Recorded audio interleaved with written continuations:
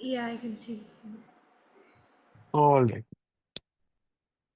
बिस्मिल्लाहिर्रहमानिर्रहीम। तो हम शुरू करते हैं where we left off from last class and that was हम देख रहे थे अबाउट द होम्योस्टेटिक कंट्रोल या the negative feedback which in regards to blood glucose concentration being controlled. तो मतलब अगर ब्लड ग्लूकोज कंसंट्रेशन अपने सेट पॉइंट में से चेंज हो जाए, या तो वो बढ़ जाए या तो वो कम हो जाए, तो फिर बॉडी के अंदर नेगेटिव फीडबैक के मैकेनिज्म्स होते हैं। उसकी तरीके से वो इंश्योर करता है कि ब्लड ग्लूकोज की जो कंसंट्रेशन है वो अपने सेट पॉइंट पे आके फ्लक्चुएट करना शुरू कर दे। और अगर बहुत इंक्रीज हुई हुई है तो डिक्रीज कर दे, बहुत डिक्रीज हुई हुई है तो उसको इंक्रीज कर दे, हेंस द वर्ड नेगेटिव। पहला केस हमने पहला जो स्टिमुलाई हमने देखा था वो था कि the blood glucose concentration has decreased if the blood glucose concentration is increased। अगर blood glucose concentration बढ़ जाती है, so which hormone is more responsible for decreasing the blood glucose concentration? Is it glucagon or insulin? Insulin. Insulin. Insulin responsible है blood glucose concentration को कम करने के लिए।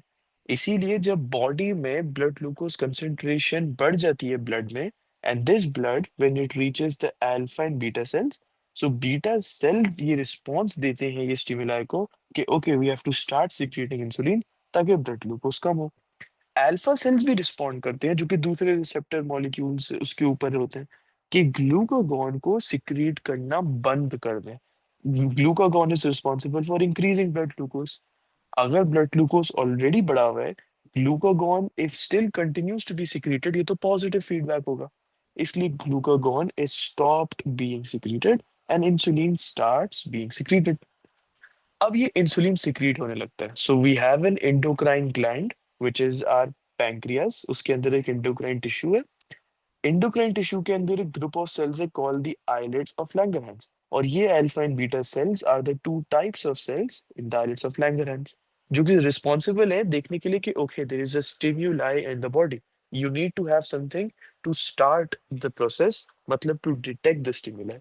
Alpha and beta cells हमारे लिए ये काम करते हैं। Okay, so could you tell me the four responses, or let's say the three responses, which insulin does once it's secreted by the pancreas and it travels to the target cells?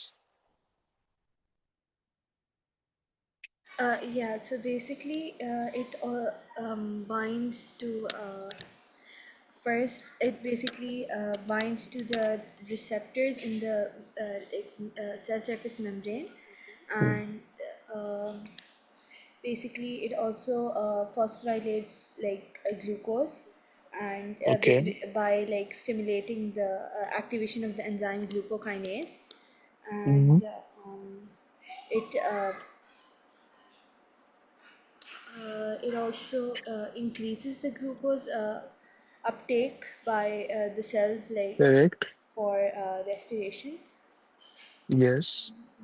And And do you remember glycogenesis? oh yeah, so basically it also stimulates the like production like the production of glycogen by the Hmm. conversion of glucose to glycogen.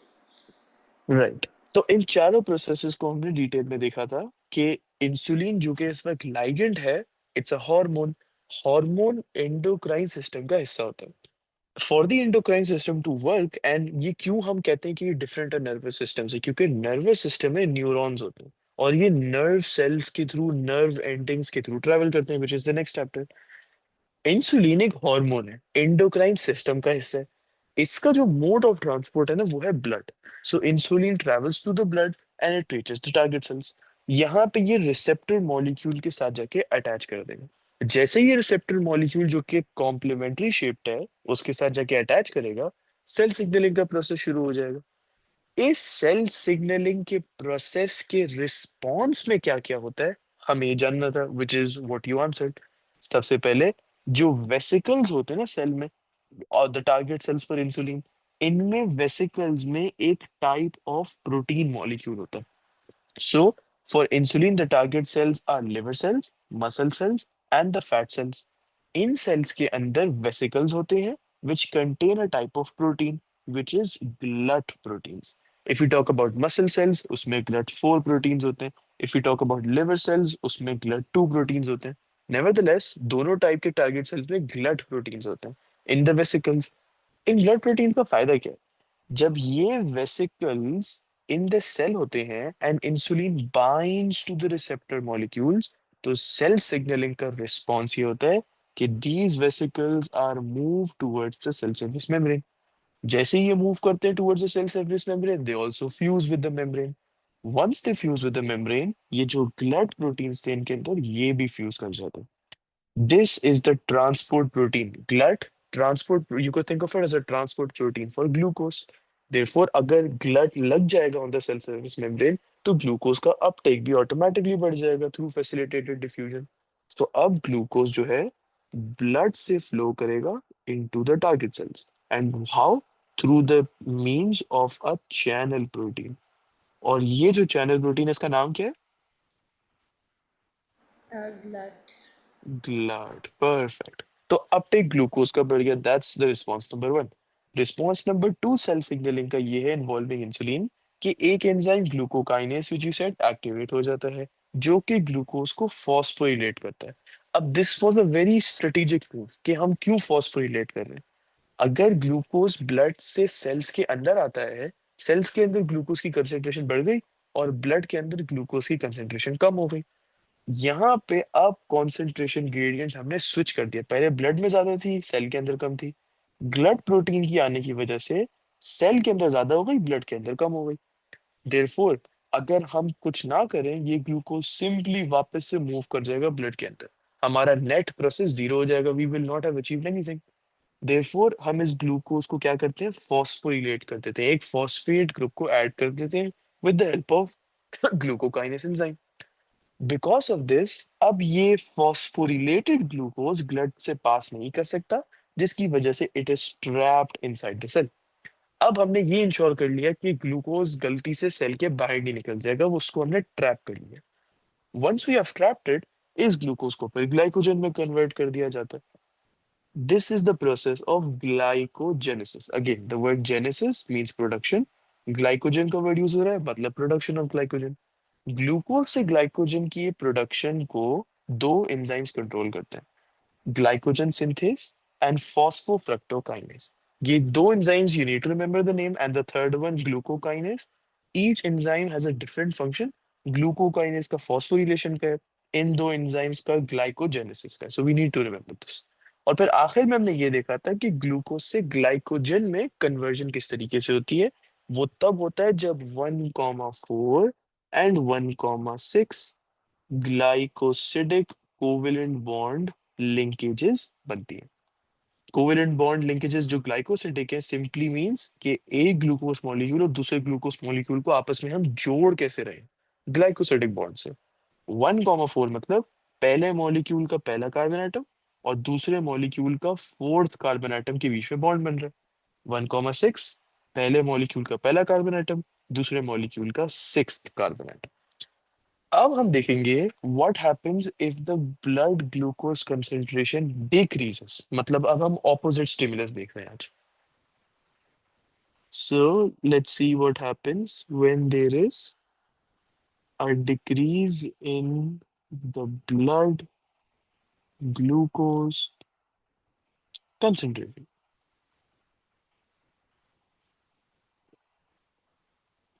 अब जैसे हमने देखा था कि blood glucose concentration कब बढ़ रही थी, जब हमने एकदम से we had a large meal of carbs, a large intake of carbs, carbohydrates, जिसकी वजह से ब्लड में अब बहुत सारा ग्लूकोज आ गया। Could you tell me one method जिससे ब्लड ग्लूकोज कम हो सकता है?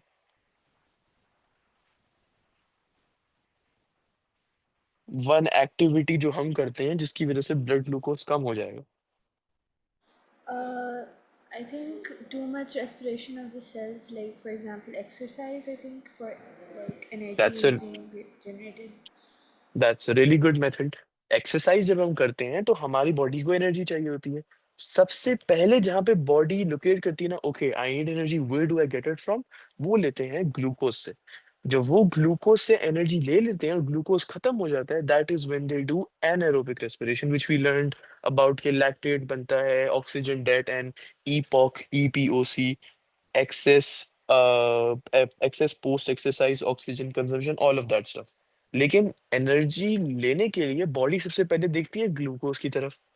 एक बार ग्लूकोज से उसने सारी एनर्जी ले ली और ग्लूकोज खत्म हो गया, सो नाउ ब्लड में ग्लूकोज कम हो गया। We need to increase it, ताकि अब ये ब्लड ग्लूकोज वापस से अपने नॉर्मल स्टेट पे पहुंच जाए। सो यहाँ पे लिखते हैं, आफ्टर एन इंटेंसिव एक्सरसाइज,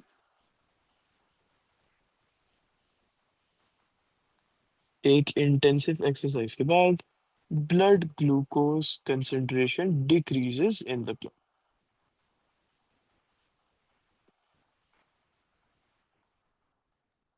जब ये ब्लड ग्लूकोज कंसेंट्रेशन गिर जाती है, अब ब्लड तो बॉडी में हर जगह फ्लो करता है, हर जगह में पैंक्रियाज भी आता है।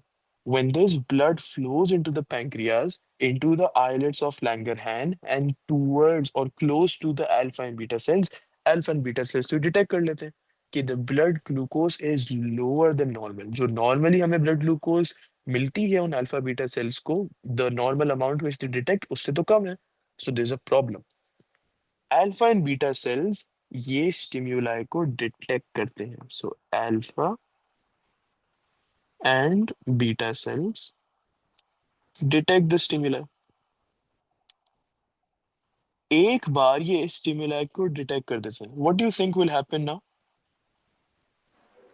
The alpha cells are going to increase the glucagon production, and the beta cells are going to decrease the insulin production. Correct. Alpha cells will, or you could say increase, or you could even say start secreting glucagon। तो दोनों cases में depends on the body की conditions क्या हैं। अगर हम large मील एक खा रहे हैं, एकदम से एक्सरसाइज कर रहे हैं, फिर एकदम से लार्ज मील खा रहे हैं, so there is a very different amount of situations. पहले बहुत सारा ग्लूकोस आ गया, फिर बहुत कम ग्लूकोस हो गया, फिर बहुत ज्यादा ग्लूकोस आ गया।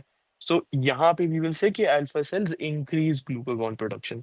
अगर हम ऐसे ही बैठे हुए हैं और हमने एक इंटेंसिव एक्सरसाइज कर ली, तो यहाँ पे alpha cells will start secreting glucagon. So you could से स्टार्ट और इंक्रीज ग्लूकागॉन की प्रोडक्शन।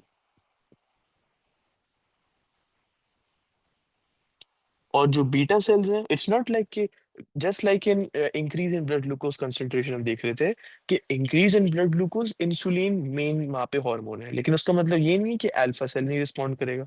उसी तरीके से डिक्रीज इन ब्लड ग्लूकोज में ग्लूकागॉन मेन हार्मोन है, but again beta cells still respond. And how do they respond? By decreasing और stopping insulin production.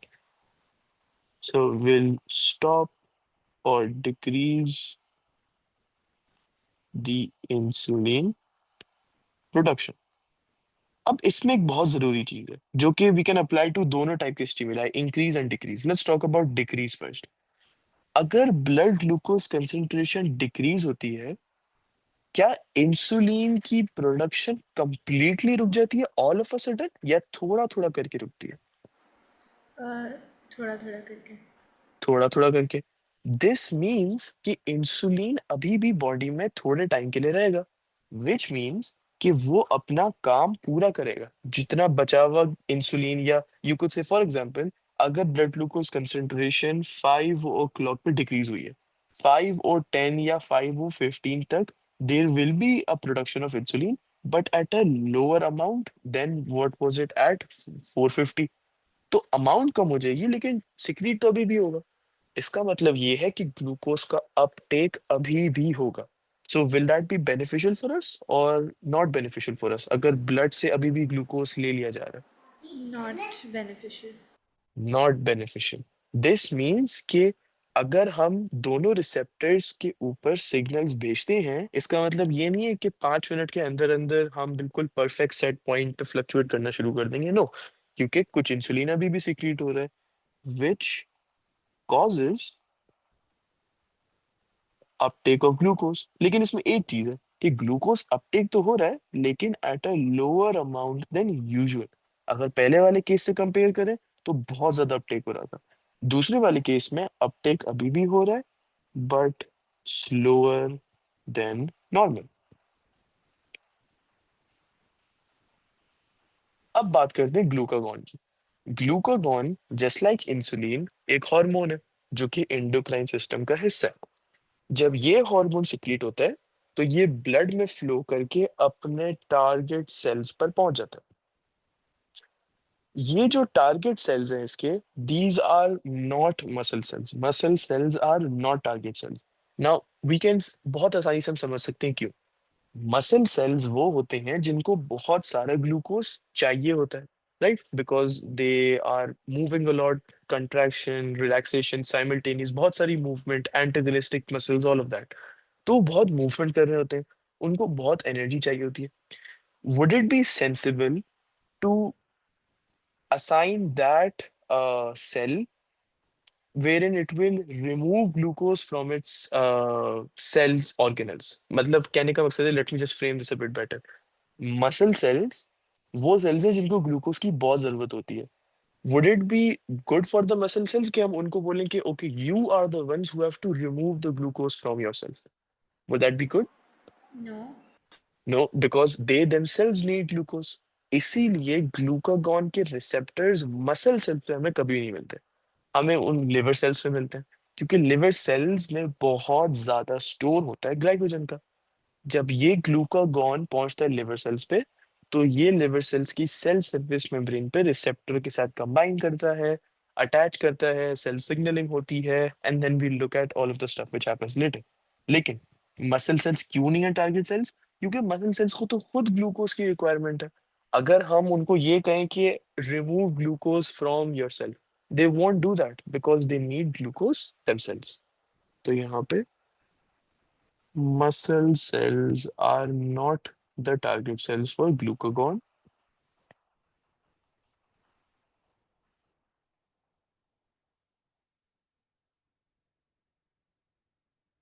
लेकिन हमने ये देखा कि जो लिवर सेल्स हैं दे आर, क्योंकि उनमें ग्लाइकोजन का एक बहुत लार्ज स्टोर होता है which we will need in the future, और as in right now. But liver cells are, जब ये ग्लूकागॉन अपने टारगेट सेल पे पहुंचता है, so now it attaches to the complementary shaped receptor molecules on the cell surface membrane. So जैसे हमने पहले स्टिमुलाई के लिए लिखा था, when glucagon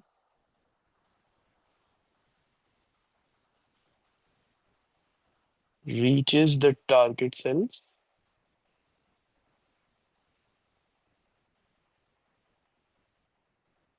so what happens is it binds to complementary shaped receptor molecules,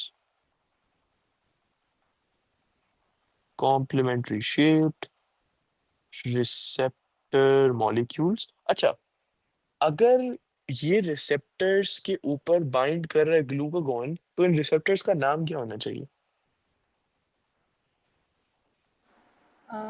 Glucagon receptors.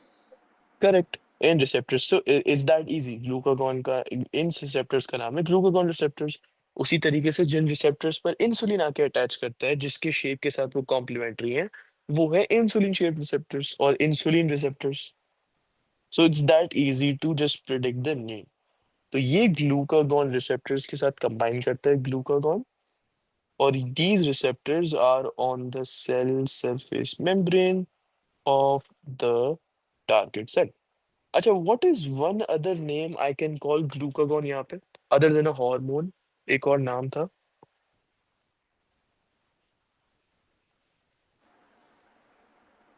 Um, I don't remember. G proteins, I think. So G proteins तो बाद में आते हैं, in the path पे आते हैं। You remember the word ligand? Yeah.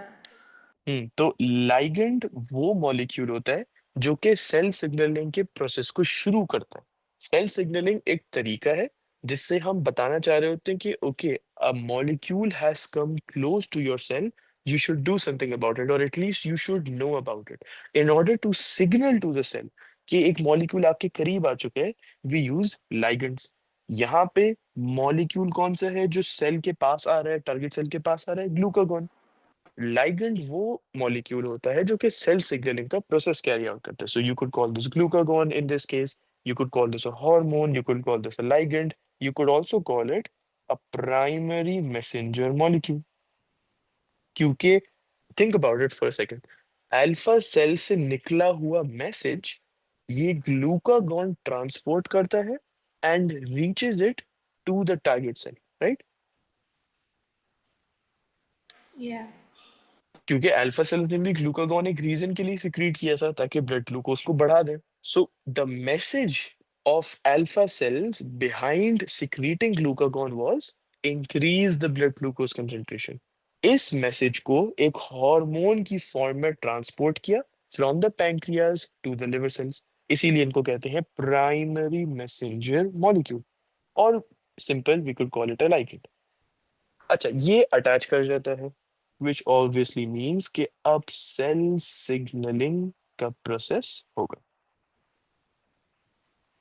Now जो cell, this is very very important, cell signalling का प्रोसेस जो हमने पहले देखा था ना, when blood glucose concentration was increasing, you might have notice मैंने इतनी ज्यादा बात नहीं की, as in I just said cell signaling होगा, ये टारगेट सेल्स हैं, and then we talked about the responses, correct?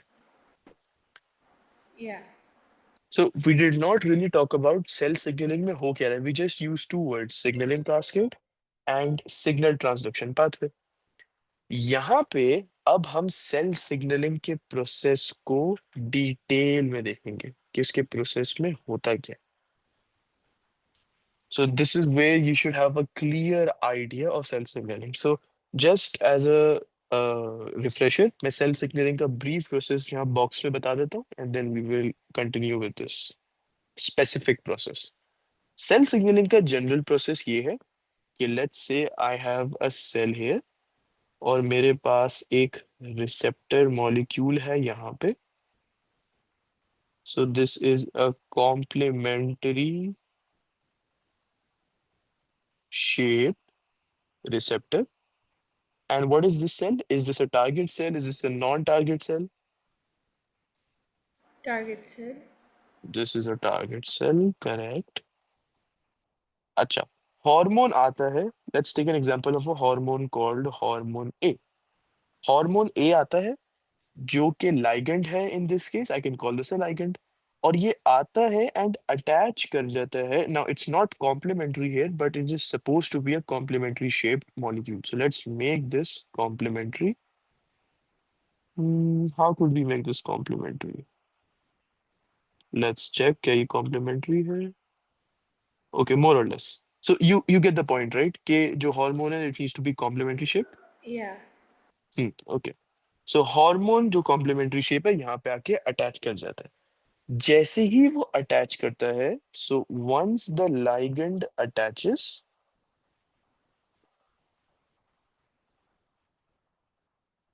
it starts a process called the signal transduction pathway. अब ये जो सिग्नल ट्रांसडक्शन पाथवे है ना, इसमें तीन चीजें आती हैं and each one is very important. Signal transduction pathway में सबसे पहली चीज क्या है? The ligand binding to the receptor. जो प्रोसेस है जिसमें ligand बाइंड करता है रिसेप्टर के साथ, this comes under the signal transduction pathway. उसके बाद जैसे ही ligand बाइंड करता है, the receptor changes its shape. तो ligand ने बाइंड किया, रिसेप्टर ने शेप को अपने शेप को चेंज किया. Okay, once the receptor changes shape, तो फिर रिसेप्टर के नीचे एक प्रोटीन लगा हुआ होता है जिसे हम जी प्रोटीन कहते हैं. So it is attached somewhat like this. वो कुछ इस तरीके से अटैच्ड होता है. So there is just this hump, or you could say this enfolding in the receptor in the target cell, और यहाँ पे जी प्रोटीन आके अटैच हुआ हुआ होता है. अब जैसे ही ये रिसेप्टर बाइंड करेगा और ये सेल का शेप चेंज होगा, उसकी वजह से होगा ये कि this G protein molecule detach हो जाएगा. So the receptor changes shape. Okay, just a second, मैंने यहाँ पे एक गलती कर दी कि मैंने टारगेट सेल के ऊपर जी प्रोटीन बना दिया. So it's not that. The G protein is on the complementary shaped receptor molecule. Okay, so somewhat like this. Ligand binding, receptor changing shape. अब ये जो रिसेप्टर के ऊपर जी प्रोटीन लगा हुआ था ना, this G protein detaches from the receptor. ये था signal transduction pathway. This is, there is nothing more और नथिंग लेस टू दिस। एक दफा जी प्रोटीन डिटैच हो जाता है ना, हम कहते हैं कि जी प्रोटीन एक्टिवेट हो गया। So whenever you read the word G protein is activated, they are simply saying कि G protein has detached from the receptor molecule. इसकी वजह से होता ये है कि एक सेकेंडरी मैसेंजर मॉलिक्यूल प्रोड्यूस हो जाता है। ये जी प्रोटीन कॉज करता है the production of a secondary messenger molecule.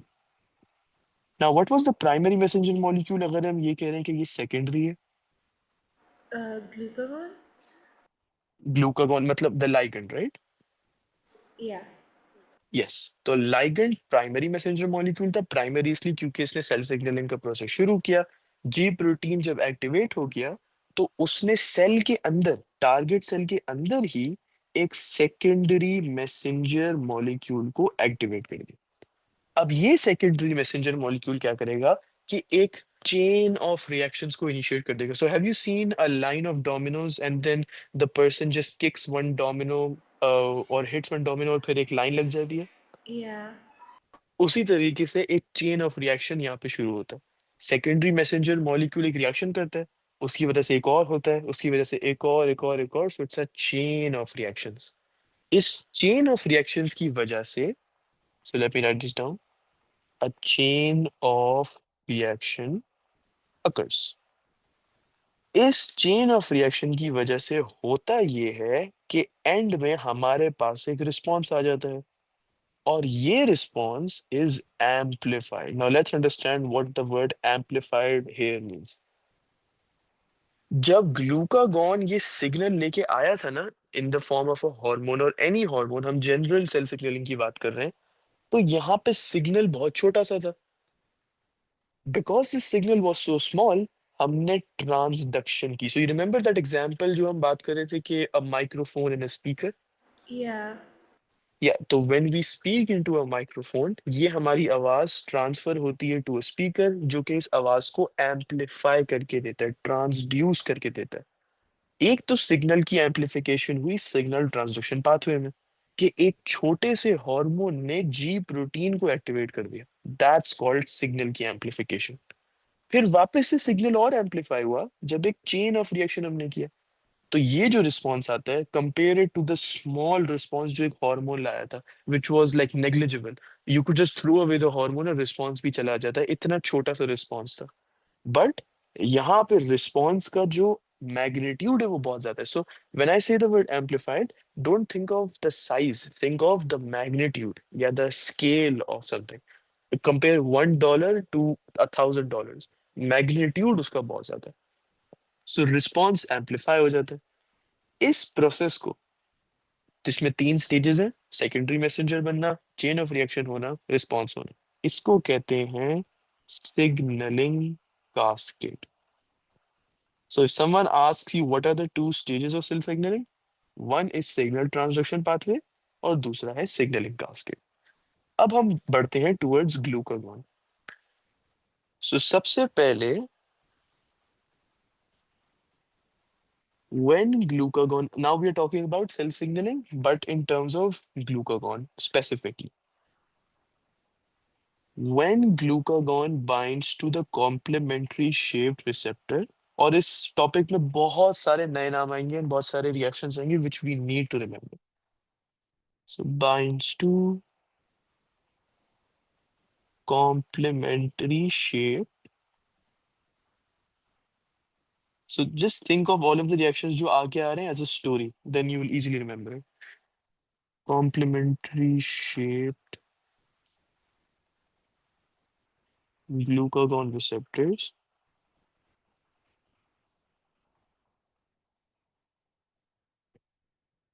it causes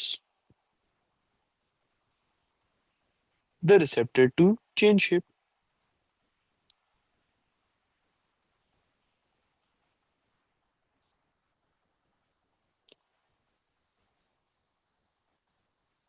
causing the G protein to detach. अब ये जो मैंने पूरा प्रोसेस लिखा है, और you could say the G protein to be activated, ये जो मैंने पैराग्राफ लिखा है कि वो बाइंड करता है, शेप चेंज होता है, जी प्रोटीन एक्टिवेट हो जाता है, इस प्रोसेस का नाम क्या है? Signal transduction. करेक्ट, इस प्रोसेस का नाम है सिग्नल ट्रांसडक्शन पाथवे।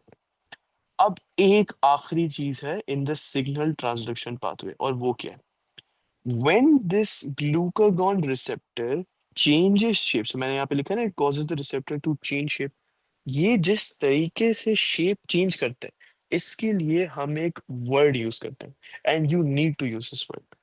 इस वर्ड का नाम है conformational shape change. So how will you use it, and किस where will you use it? It causes the receptor to change shape in a conformational way, or you could say it causes a conformational shape change.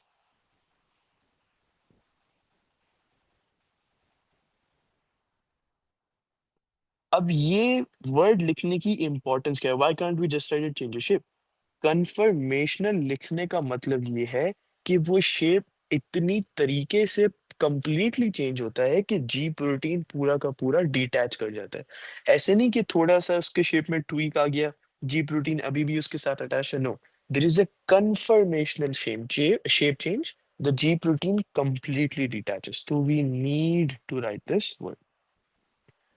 Okay, G protein activate हो गया, signal transduction pathway खत्म हो गया। Now let's talk about the signalling cascade. यहाँ पे सबसे ज्यादा मुश्किल आती है बच्चों को याद करने में। So will just see how this works. So signalling cascade का पहला स्टेज क्या था? Signal amplification. तो that's like the crux of signalling cascade, right? कि सिग्नल को हम एम्पलीफाई करें, लेकिन जो जी प्रोटीन एक्टिवेट हो जाता है, वो क्या करता है सिग्नलिंग कास्केड में? Oh, it in turn activates a secondary messenger molecule. Correct, it activates और it produces the secondary messenger molecule. तो ये हम सबसे पहला स्टेज लिख लें कि the G protein activate. So once the G protein खुद एक्टिवेट हो जाता है, और वो कैसे एक्टिवेट होता है? डिटैच करके रिसेप्टर से।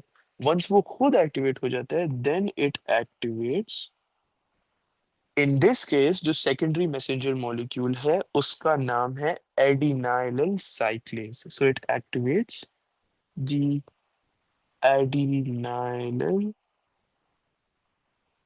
साइक्लेस। अब जो भी नाम है मैं हाईलाइट कर दूंगा ताकि एंड में पढ़ने में आसानी हो जाए। So it activates the adenylyl cyclase enzyme. ये एक ऑब्वियसली एक एंजाइम है, एज वी सी इसके जो वर्ड में एंड में आ रहा है, दैट इज ASE, इंडिकेटिंग कि ये एक एंजाइम है। ये जो एंजाइम है, ये उस टारगेट सेल के सेल सरफेस मेम्ब्रेन के अंदर था। सो जस्ट लाइक हेयर, इसके सेल सरफेस मेम्ब्रेन के साथ एक रिसेप्टर अटैच्ड है, इसी के सेल सरफेस मेम्ब्रेन पे किसी दूसरी साइड पे, फॉर एग्जांपल हेयर और हेयर और हेयर, ये एडिनाइलिन साइक्लेस एंजाइम था, लेकिन पहले वो इनएक्टिव था।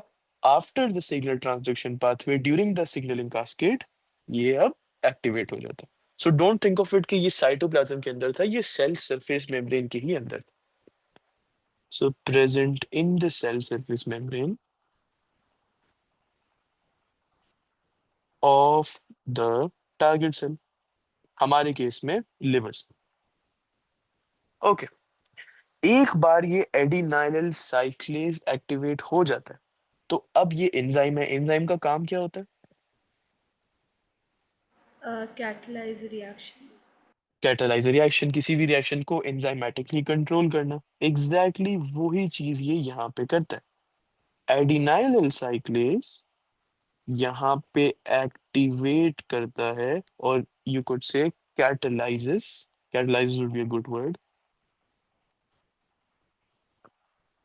द कन्वर्जन ऑफ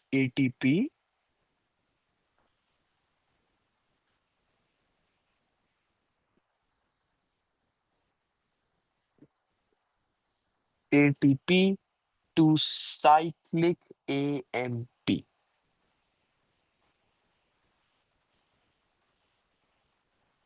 ये जो एडिनाइल साइक्लेज है, ये क्या करता है कि एटीपी जो एडेनोसिन ट्राइफॉस्फेट सेल के अंदर था, उसको कन्वर्ट कर देगा साइक्लिक एएमपी में.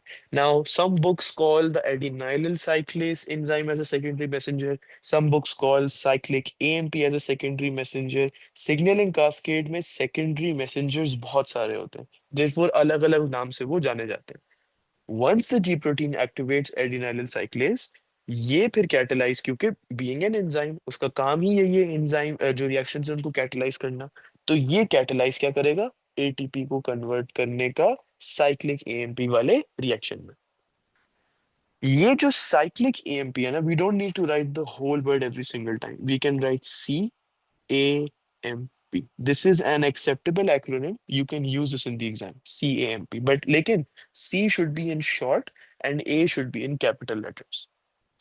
ये CAMP जब प्रोड्यूस हो जाता है, they then bind to a molecule called protein kinase.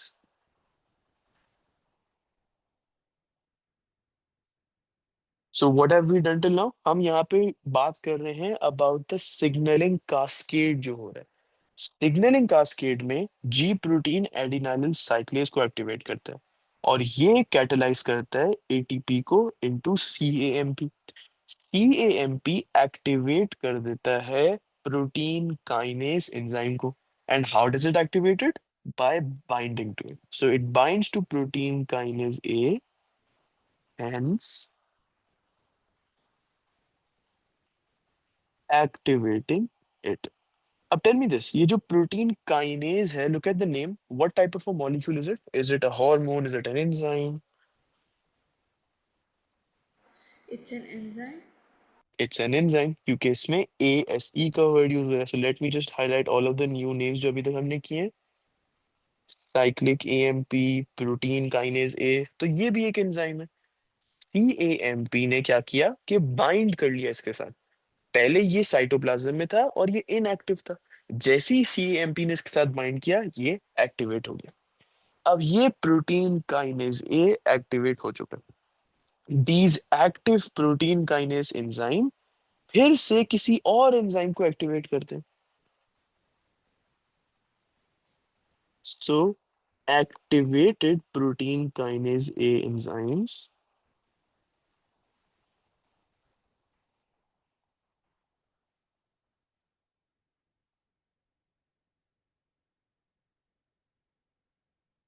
क्या करते हैं कि ये एक्टिवेट करते हैं एक और एंजाइम को, और इस एंजाइम का नाम है phosphorylase kinase. Again very very big words and a large amount of words, but again we just have to remember this signaling cascade. So phosphorylase kinase का एंजाइम एक्टिवेट हो जाता है. लेकिन यहाँ पे एक बहुत जरूरी चीज है. पहले जो हमने एक्टिवेशन की, साइक्लिक एएमपी ने जो प्रोटीन काइनेज को एक्टिवेट किया, वो कैसे किया, उसके साथ बाइंड करके. यहाँ पे ये जो प्रोटीन काइनेज है, ये फॉस्फोरिलेज काइनेज को एक्टिवेट तो कर रहा है, लेकिन किस तरीके से, by adding phosphate groups to it. तो ये एंजाइम पहले डोरमेंट था. So whenever we call something which is not active, जैसे वोल्केनो, हम उनको डोरमेंट बोलते हैं. ये एंजाइम को एक्टिवेट करा गया by adding phosphate groups to this enzyme. So by adding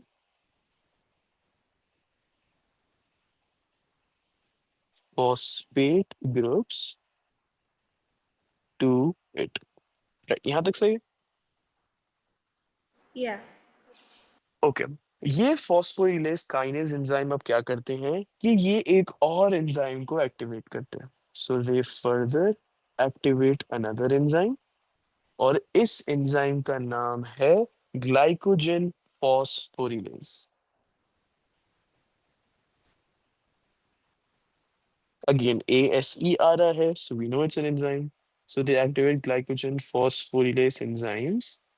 and यहाँ पे एक्टिवेशन का प्रोसेस क्या है, the same as the previous one, by adding phosphate groups to them.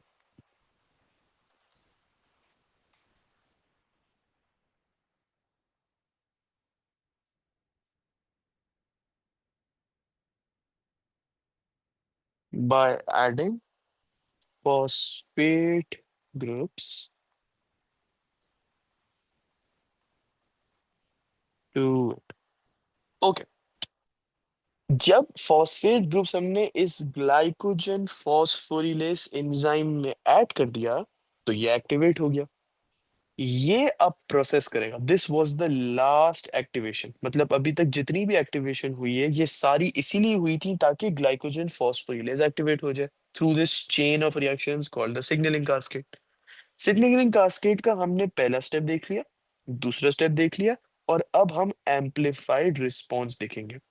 ये ग्लाइकोजन फॉस्फोरिलेज द लास्ट एक्टिवेशन जो हुई थी, ये रिस्पॉन्स कैरी आउट क्या पता करता है? It carries out the break down of glycogen to glucose, क्योंकि that's what the body needed, right? अगर ब्लड ग्लूकोज कंसेंट्रेशन कम हुई हुई है, we want it to increase, and we'll do that by breaking down the glycogen stores in our body. So in lower classes हमें यही सिखाया जाता है कि glycogen breaks down to glucose, लेकिन it's a very very complex process कि ये break down होता कैसे और कौन इसको ब्रेक डाउन करने में कैटलाइज करता है। So this active glycogen phosphorylase catalyzes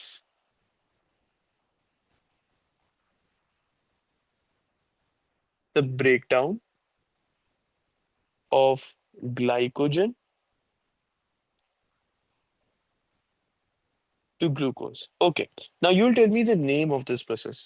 सबसे पहले तो, and I'll ask a few questions, उसके एंड में you'll be able to tell me the name. कौन सा मॉलिक्यूल है जो ब्रेक डाउन हो रहा है? Glycogen. ग्लाइकोजन। और देयर वर टू वर्ड्स जो हमने पढ़े थे, एक था जेनेसिस और एक था लाइसिस। जेनेसिस का मतलब क्या था? Genesis was a synthesis and lysis was a breakdown. Lysis was a breakdown. तो अगर ग्लाइकोजन का ब्रेकडाउन हो रहा है तो इस प्रोसेस को नाम क्या देंगे? Glycogenolysis? Glycogenolysis, perfect. इस प्रोसेस का नाम है ग्लाइकोजेनोलाइसिस। तो नॉर्मली ज्यादातर इसमें कंफ्यूज होते हैं कि they are confuse between glycogenolysis, glycogenesis, glycolysis, gluconeogenesis. You just need to break down the word and understand it in real time. हमें याद करने की जरूरत ही नहीं है। Lysis break down, glycogen is the molecule broken down, that's it. So glycogenolysis. Glycogenolysis होता है, और ये होता कैसे? होता ये ऐसे है कि we know that glycogen is made of many alpha glucose molecules, correct? Yeah. Glycogen जो बहुत सारे अल्फा ग्लूकोज से बनता है, वो एक लंबी चेन से बनता है alpha glucose which is consisting of 1,4 and 1,6 bonds. Glycogen break down होता है अपने एंड्स पर से। So for example, if you draw glycogen molecule, उसमें बहुत सारी चेन्स होती हैं। दिस इज चेन नंबर 1, फिर उसके बाद there is a chain number 2 leading down to this. This is a 1,6 bond, फिर 1,4 बॉन्ड और होते हैं। तो there are many chains which are running parallel to each other, and you see these ends of the glycogen. Yeah. Glycogen की इन्हीं ends पे glycogen phosphorylase act करता है। So glycogen phosphorylase, so it does not necessarily act, what it does is catalyze the conversion। लेकिन जो process होता है वो इन्हीं एंड्स पे होता है। So you never see a glycogen molecule being broken from here, कभी भी नहीं। वो काम ही इस तरीके से करते हैं ब्रेक डाउन कि वो एंड्स पे फोकस करने, क्योंकि एंड्स को ब्रेक डाउन करना ज्यादा आसान होता है, क्योंकि उसके पास बॉन्ड्स कम होते हैं एंड्स वाली रीजन में। सो glycogen phosphorylase catalyzes the process which is glycogenolysis, लेकिन ये होता किस तरीके से? Involving the removal of alpha glucose molecules। Now दो तरीके के ग्लूकोज मॉलिक्यूल्स भी होते हैं, you would have learned this in AS, A alpha glucose and beta glucose। alpha glucose molecules make up glycogen, तो इन्हीं alpha glucose molecules को ही तो हम हटाएंगे। So catalyzing the removal of alpha glucose molecules from the ends of the glycogen molecules।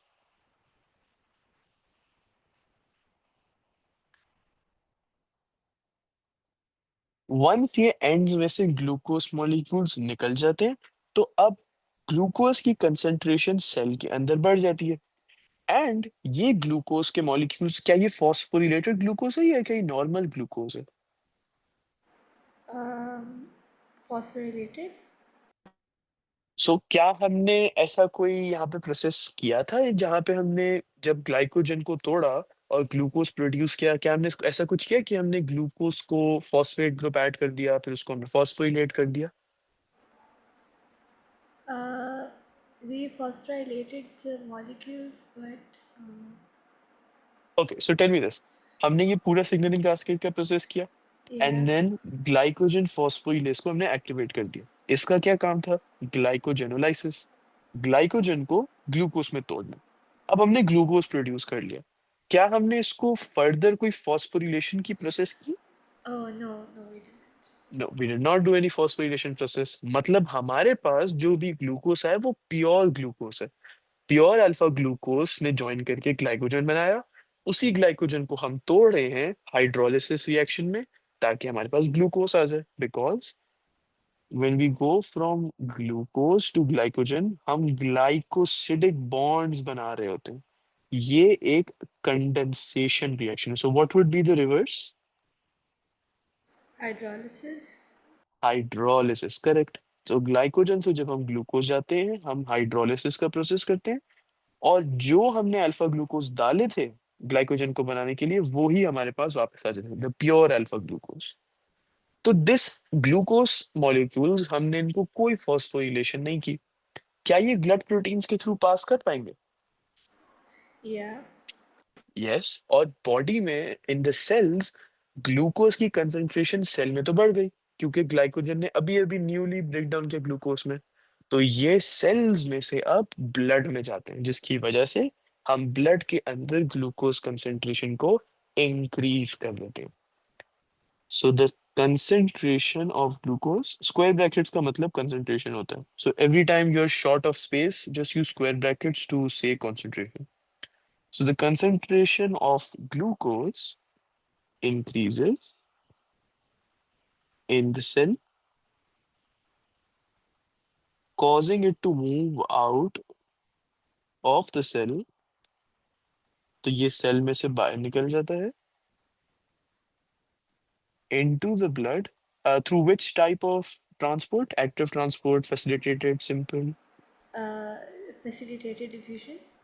Facilitated, perfect, क्योंकि diffusion हो रही है channel protein के through, that's facilitated diffusion।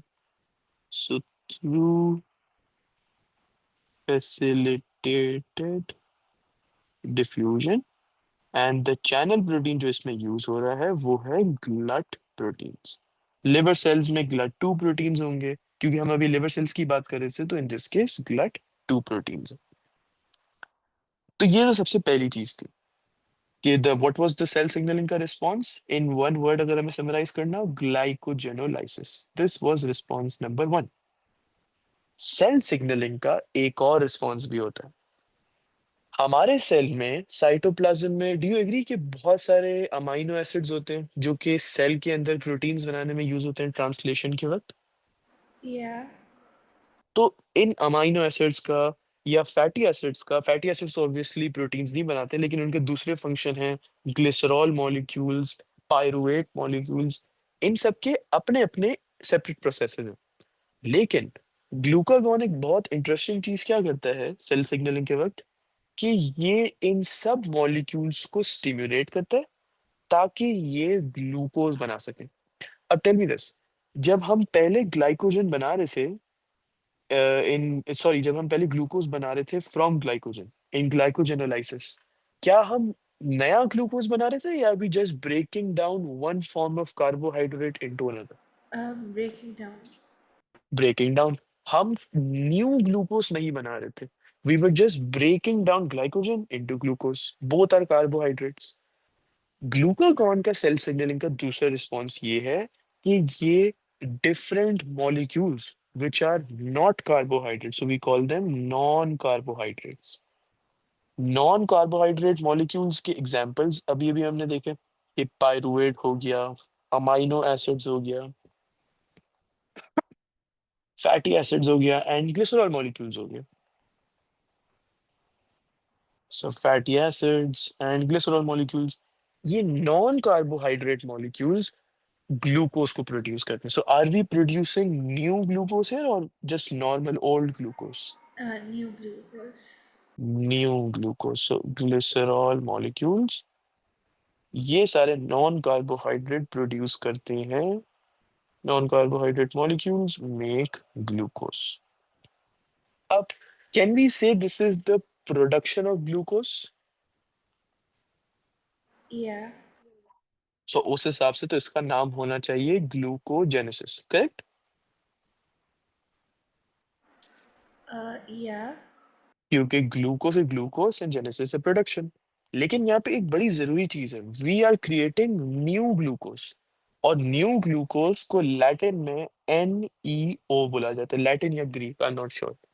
सो इसका नाम, इस प्रोसेस का नाम होगा ग्लूकोनियोजेनेसिस. जेनेसिस का नाम मतलब production. Glucose is the substance which is being produced and ये न्यू ग्लूकोज है जो कि प्रोड्यूस हो रहा है and not converting one form of carbohydrate into another. तो इस प्रोसेस का नाम है gluconeogenesis. Now what are the different similar words you have learned? सबसे पहले let me just write all of them down. Gluconeogenesis, glycolysis, glycogenolysis, and there was one other word, glycogenesis.